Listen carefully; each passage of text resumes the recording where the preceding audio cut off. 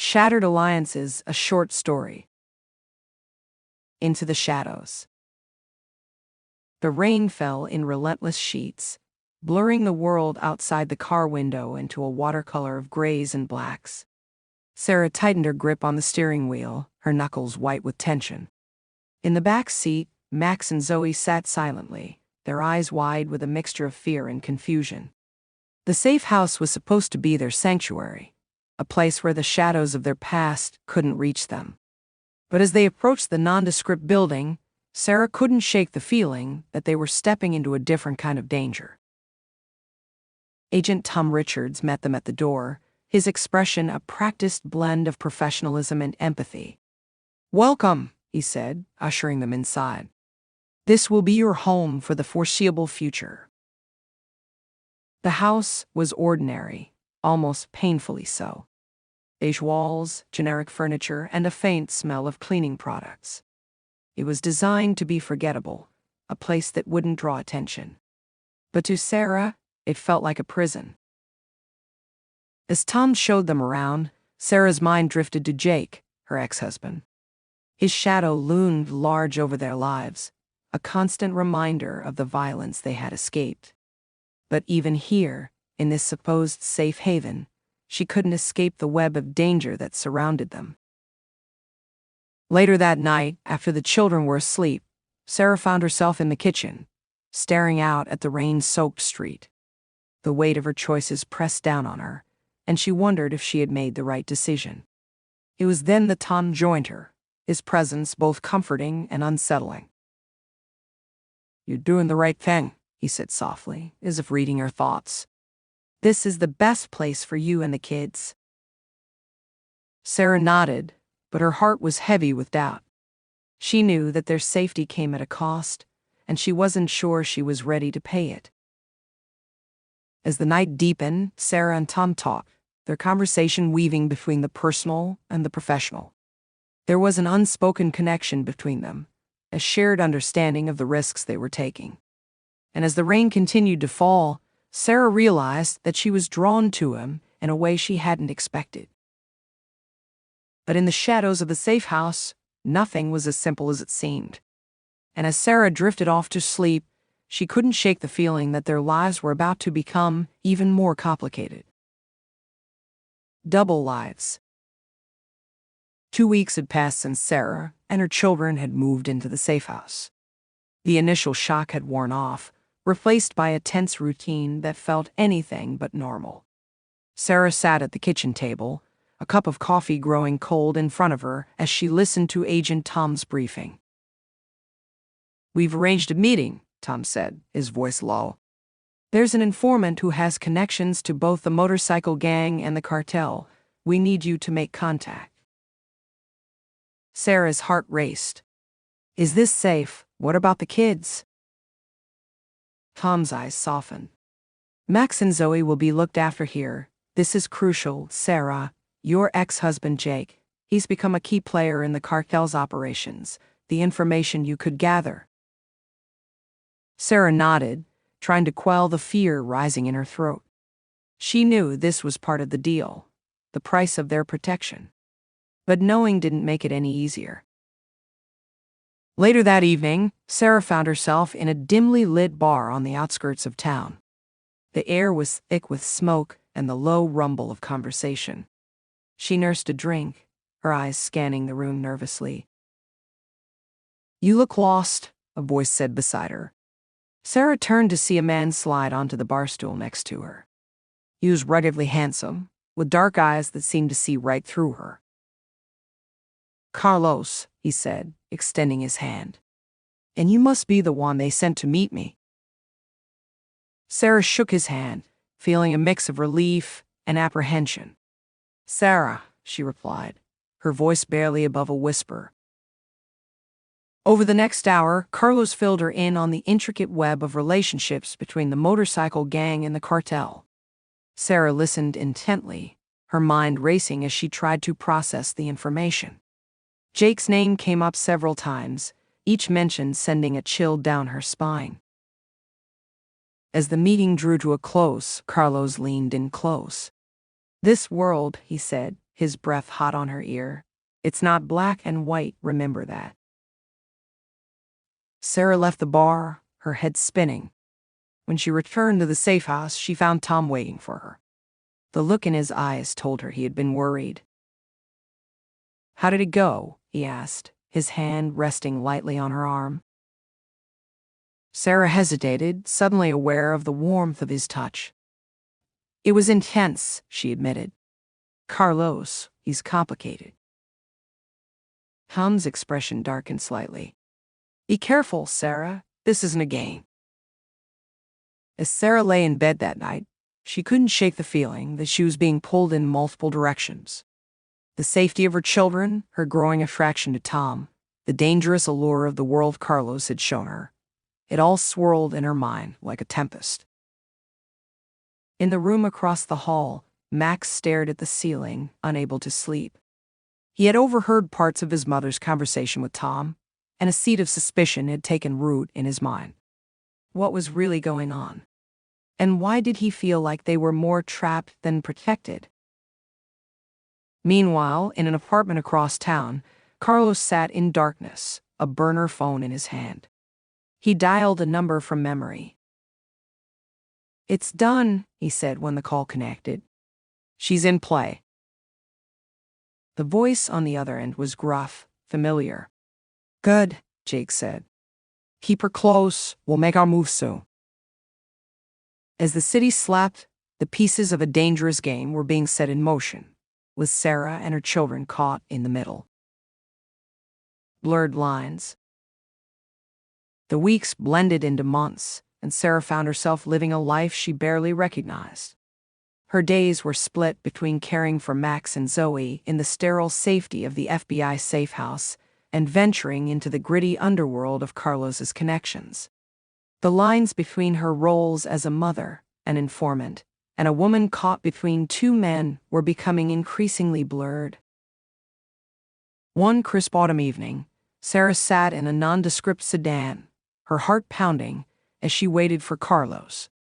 They were parked near an abandoned warehouse where the motorcycle gang was rumored to be meeting with cartel representatives. Her job was simple: observe and report. Carlos slid into the passenger seat, his presence filling the car with a mix of danger and excitement that Sarah had grown addicted to. "Ready for some action, Prinsa?" he grinned, his dark eyes glinting in the dim light. Sarah nodded, trying to ignore the flutter in her stomach. "What's the plan?" As Carlos outlined the evening's objectives, Sarah's mind wandered to Tom. She could almost feel his disapproval, his warnings echoing in her head. But there was something about Carlos, about this world of shadows and secrets, that pulled at her. Inside the warehouse, the air was thick with tension and cigarette smoke. Sarah, posing as Carlos's girlfriend, clung to his arm as they navigated through the crowd of leather-clad bikers and sharp-eyed cartel members. Her eyes darted around, taking in every detail, every face. And then she saw him. Jake stood across the room, his face harder than she remembered, his eyes cold as they swept over the crowd. For a heart-stopping moment, their gazes met. Sarah felt the blood drain from her face, but Jake's eyes moved on without a flicker of recognition. "That's him, isn't it?" Carlos whispered, his lips brushing her ear. "Your ex?" Sarah nodded, unable to speak. She watched as Jake shook hands with the leader of the motorcycle gang, their conversation inaudible over the din of the crowd. Later that night, as Sarah gave a report to Tom in the safe house, she felt the weight of her secrets pressing down on her. She told him about the meeting, about Jake's presence, but she held back the rush of adrenaline she'd felt, the way Carlos's touch had sent shivers down her spine. Tom listened intently, his brow furrowed with concern. "You're doing great, Sarah," he said, squeezing her hand. "But I worry about you getting in too deep." Sarah met his gaze, seeing the care and something more in his eyes. Without thinking, she leaned in and kissed him, months of tension and loneliness pouring out in that one moment. As they broke apart, breathless, Sarah whispered, "I don't know if I can do this anymore, Tom. It's all becoming too much." Tom cupped her face gently. "We'll figure it out together," he promised. But even as Sarah melted into his embrace, a part of her mind was still back in that warehouse, caught between the thrill of danger and the fear of what she was becoming. In his room, Max sat with his ear pressed against the wall, his young face twisted with confusion and anger. He had heard enough to know that his mother was involved in something dangerous, something that went far beyond hiding from their abusive father. As the night deepened, the safe house was quiet, but beneath the surface, emotions roiled and secrets festered. Sarah lay awake, torn between her growing feelings for Tom, her dangerous attraction to Carlos, and her fierce need to protect her children. Little did she know, forces were lining beyond her control, and the fragile balance of her new life was about to be shattered. Dangerous currents. The crisp autumn air had given way to winter's chill, and with it came a growing sense of unease. Sarah stood by the window of the safe house, watching Max and Zoe build a snowman in the backyard. Their laughter, muffled by the glass, seemed to belong to another world, one far removed from the web of deceit and danger she found herself entangled in. A soft knock at the door pulled her from her reverie. Tom entered, his face grave. "We need to talk," he said, his voice low. "There has been a development." Sarah's heart raced as she followed Tom to the secure room they used for briefings. Once inside, he turned to her, his professional demeanor slipping to reveal genuine concern. "The DIA has been monitoring your interactions with Carlos," Tom began. "They're interested in your potential." Sarah felt a chill that had nothing to do with the weather. What does that mean? "They want to recruit you, Sarah, as a full-fledged informant, not just for the FBI, but for deeper operations." The implications hit her like a physical blow. "But the children, our arrangement here." Tom's expression tightened. "That's where it gets complicated. They're proposing to move you to a government compound. It's designed to look like a regular neighborhood, but it's a controlled environment for high-value assets and their families." Sarah's mind reeled. "And you? Would you be coming with us?" Tom looked away, unable to meet her eyes. "That's the other thing. Our relationship has been noticed. I'm being reassigned." The world seemed to tilt on its axis. Sarah gripped the edge of the table to steady herself. "This is insane. I can't just uproot the kids again, and you, Tom, I need you." Before Tom could respond, an alert sounded on his phone. His face paled as he read the message. "We've got a problem," he said, his voice tense. "Carlos has been compromised, and your ex-husband, Jake, he's in town." Sarah's blood ran cold. "He's found us." "We don't know yet, but we need to move now." As if on cue, the lights in the safe house flickered and died, plunging them into darkness. In the distance, Sarah heard Max and Zoe calling out in confusion. "Hit the kids," Tom ordered, drawing his weapon. "We're initiating emergency protocols." Sarah raced through the darkened house, her heart pounding. As she reached the back door, a figure emerged from the shadows of the yard. For a moment, she froze, terrified it was Jake. But then she recognized the silhouette. "Carlos," she whispered, disbelieving. He pressed a finger to his lips, urgency in his eyes. "No time to explain, Prinsa.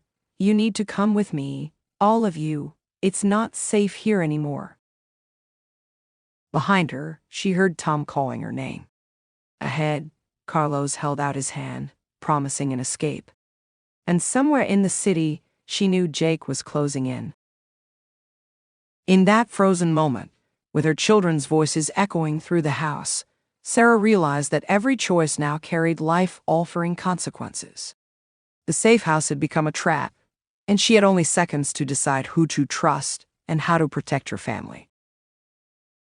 The sound of breaking glass from inside the house spurred her into action. Sarah made her choice, hoping against hope that it was the right one. Shattered sanctuary. Sarah's mind raced as she made her split-second decision. With a silent prayer, she grabbed Carlos's outstretched hand. "My children," she hissed urgently. "We can't leave without them." Carlos nodded, his eyes darting to the house. "Quickly get them. We have less than 2 minutes." Sarah sprinted back into the darkened house, her heart pounding. "Max, Zoe," she called out, trying to keep her voice low. "Mom?" Max's voice came from upstairs, tinged with fear. "Grab your sister and come down now," Sarah ordered, her tone leaving no room for questions. As the children scrambled down the stairs, Sarah heard Tom's voice from the other side of the house. "Sarah, where are you?" Guilt and fear warred within her, but she pushed them aside. There was no time for explanations or goodbyes. She ushered Max and Zoe out the back door, where Carlos was waiting by a nondescript van. "Get in," he urged, sliding the door open. As they piled into the vehicle, the sound of gunshots erupted from inside the house. Zoe let out a terrified whimper. "Mom, what's happening?" Max demanded, his young face a mask of confusion and fear. "I'll explain later," Sarah promised, knowing she had no idea how she would keep that promise. "Just stay down and be quiet." Carlos gunned the engine, and they sped away from the only safe place they had known for months. Sarah's mind whirled with questions and doubts. Had she made the right choice? Was she leading her children into even greater danger? As they drove through the night, Sarah's phone buzzed with a text. It was from Tom. "Where are you? Are you safe? Jake's men breached the house. Call me ASAP." Sarah stared at the message, her finger hovering over the reply button. But before she could respond, Carlos reached over and gently took the phone from her hand. That was the first 2,500 words of the article. Please upgrade your plan to listen to up to 500,000 words. Simply go to audioread.com/ad and you'll see the upgrade option. Your support helps us keep making the service better. Thank you.